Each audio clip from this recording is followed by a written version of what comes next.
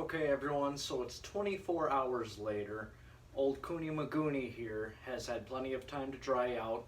You can see it's all nice and dry. He's not sweating any more oils out of his skin.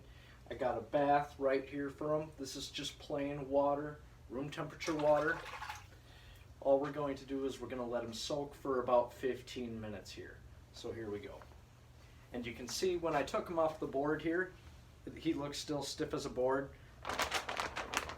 But you can see he is a little limber and everything like that.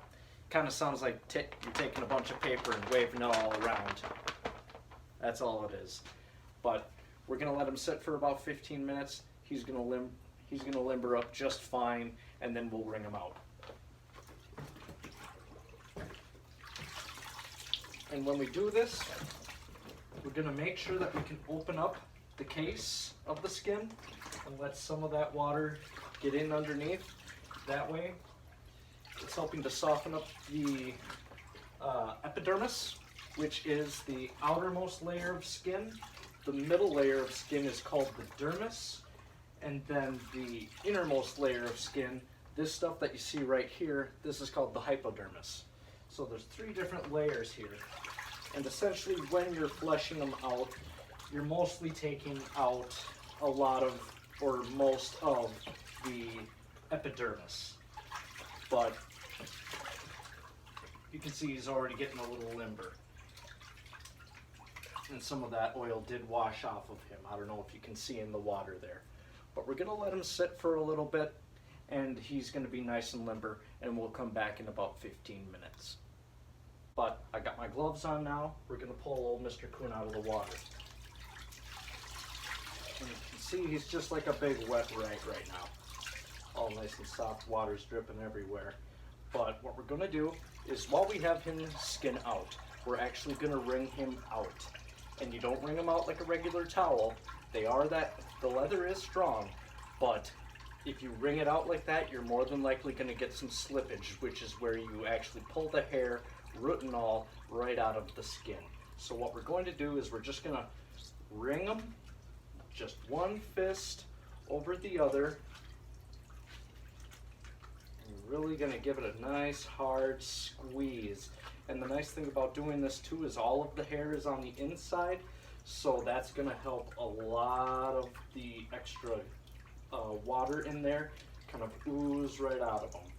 I keep saying ooze. I don't know if I'm just fascinated with that word or it's just the one that I can only think of at the time I'm doing it. But we're just gonna squeeze him so we can get as much of that water out as possible.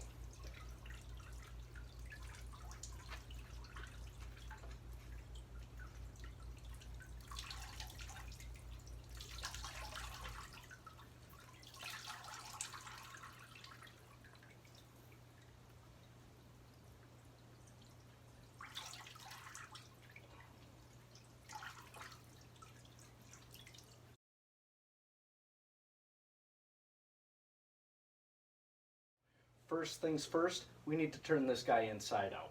So he's just like a big sock right now. What we're gonna do is we're just gonna reach right in. We're gonna reach up as far as we can.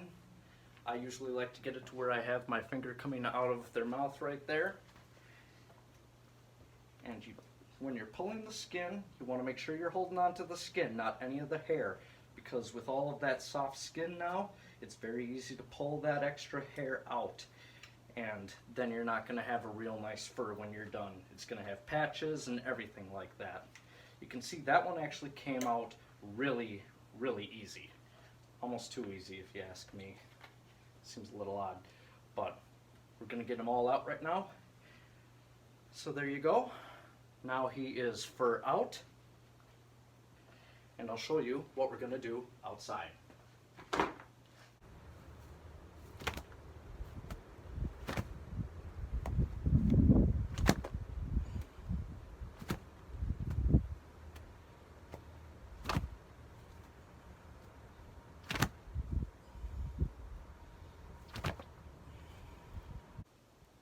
So you can see that's all pretty dirty. I'm thinking a lot of that dirt came out of the coon's hide side.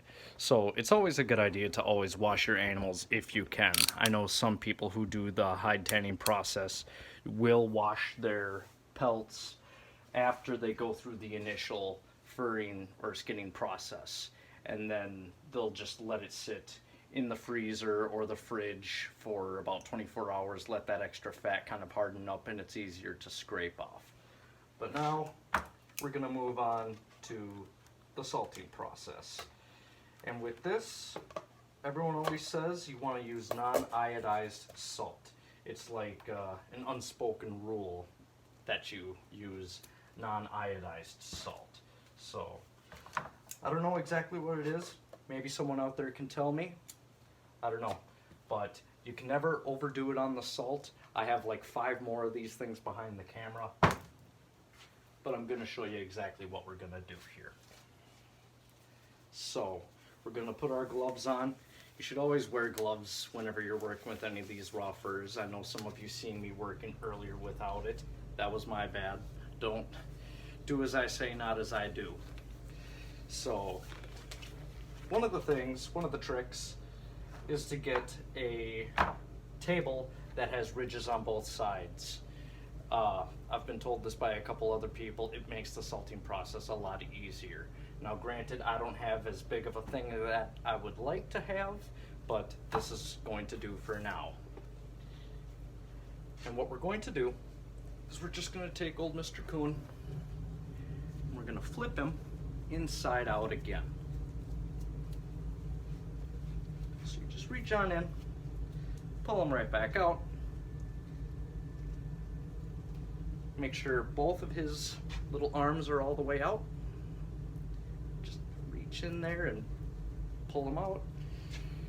And kind of squeeze every little bit of skin out as possible. And now we're going to do the salting process. And with salt, you cannot overdo it. What the salt is going to do is it's actually going to pull a lot of the moisture out of the skin, but then what it's also going to do is fill the void left by the oils that have escaped. Now you can see I'm being very liberal with the salt. Like I said, you can't overdo it. We're just going to toss a bunch on there, and then you're going to massage it into the skin.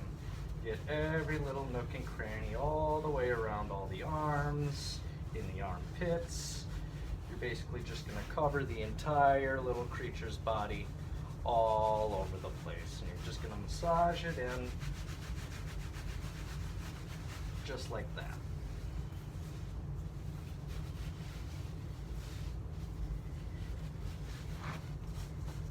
This is also the easiest step, if you ask me. Fleshing takes time. It can smell bad. Well, not even that bad. It all depends how you flesh your coon. As long as you don't cut into any of the vitals, you don't have to worry about much of a smell at all. The oils do smell a little bit, but you get used to it after you do it for a little bit. So we're going to try to keep most of the salt on the skin as possible. Make sure you get it all the way out to the edges. It's okay if a little salt gets on the hair. It's not the end of the world. But then you can see why when you have the raised lips on the edges, when you go to flip it over, you're not losing a lot of salt, and sometimes that salt makes its way onto its back already. But we're just going to do the whole back side too. And you can also see why I wish I could have had a little bit bigger table here. That way I could lay the coon out flat. I have half of his butt hanging off over here, but we'll make sure to get all of that before we're done with the salting process too. And another thing about putting the salt in there to fill the voids, you want to fill the voids with something that's not going to rot or decay or anything like that. And the salt does that. It helps to fill the voids with something that isn't going to rot. And it helps squeeze a lot of the extra oils and juices and everything out of the skin while it's drying it out as well.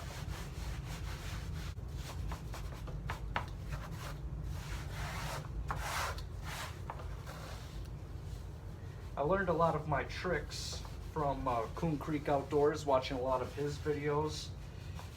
He, I think in his videos, the ones that I was watching, from the ones that he posted 2 years ago, he had been doing it for 6 years. I really like him. He seems like a cool dude. He really knows what he's talking about. He makes all of these processes look easy. So if you get a chance, check him out. He's a good old Southern boy. Me, I'm just up here in Minnesota doing what I can. Not being liberal enough with the salt is what I'm doing.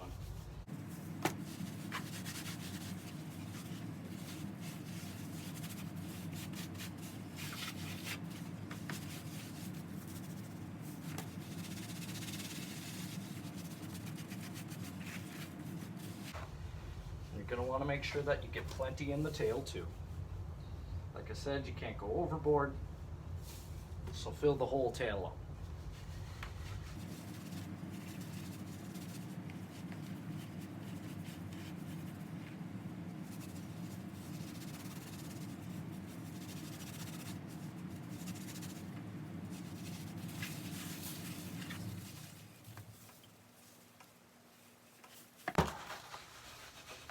Get into those ears real good.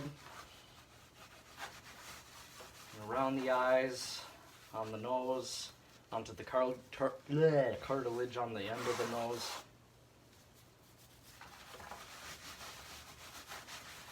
Every last little bit.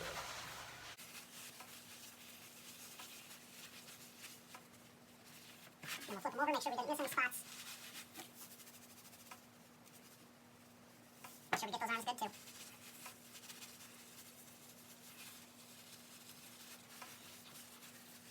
And I'm just going to go all the way around the edge, make sure that I get every square inch of them.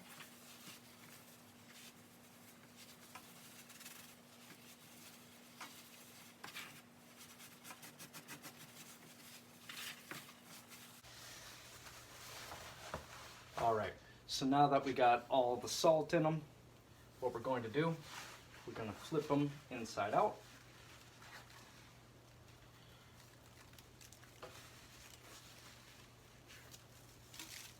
Salt's just flying everywhere. It may be a dirty job, but someone's got to do it. And then what I'm going to do, I'm going to try to shake some of the salt off this fur here. We're just going to set this aside.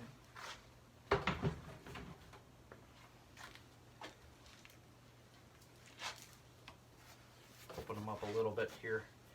And then we're just going to roll them head first, all the way down here. Going to lay an extra little bit of salt down on his back here, back by the tail, even some in his tail. And fold that over so everything is flesh side to flesh side. We're going to roll them up. And we're going to let them sit for another 24 hours. Let that salt go to work, filling in all those extra little cracks, pushing every little bit of oil out of there as we can, and drying them out in the process. And then, come tomorrow, in about 24 hours, we'll unfold them all out, we'll turn them inside out again, we'll scrape all of that salt right off of them, and we'll do this all again.